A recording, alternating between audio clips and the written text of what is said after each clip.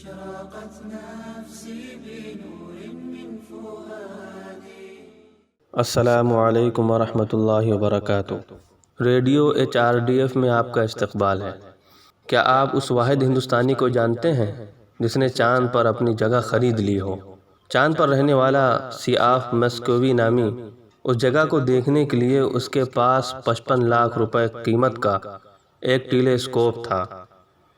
اس کے پاس 20 کروڑ روپے کا بنگلہ تھا، لیکن وہ ایک فلیٹ میں رہتا تھا جس کا ماہانہ کرایہ تھا 5 لاکھ روپے۔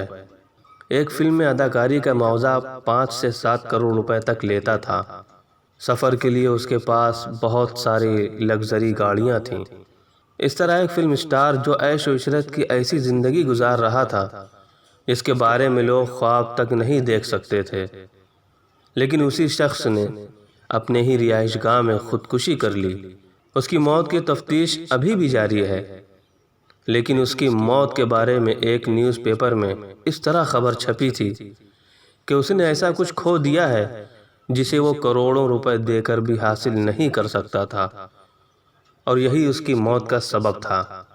ہم اکثر یہ خبر سنتے ہیں کہ بعض ایسے لوگ جو شہرت کے ساتھ زندگی گزار رہے ہوتے ہیں، لیکن اب وہ افسردگی کا شکار اور نشے کے عادی بن کر آخرکار اپنی ہی زندگی کا خاتمہ کر لیتے ہیں۔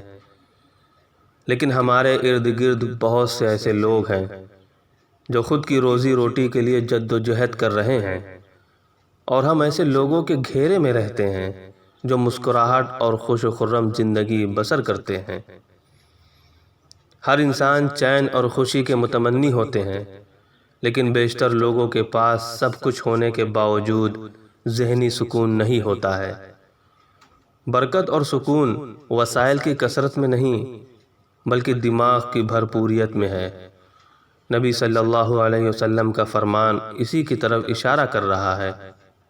مادی وسائل یا فتوحات اور شکستوں کا سلسلہ مومن کی زندگی کو برباد نہیں کرتا ہے، کیونکہ وہ سبھی معاملے میں خدا تعالیٰ پر توکل کرتا ہے۔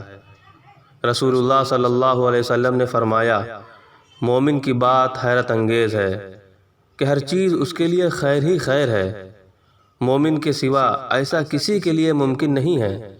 اگر خوشی آئے تو وہ شکر گزار بنتا ہے اور یہ اس کے لیے بہتر ہے، اور جب مصیبت آتی ہے تب وہ صبر کرتا ہے تو یہ بھی اس کے لیے بہتر ہے۔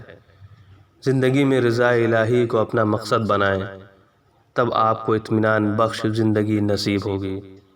اللہ تعالی ہم سب کو نیک عمل کی توفیق دے، آمین یا رب العالمین۔ أشرقت نفسي بنور من فؤادي.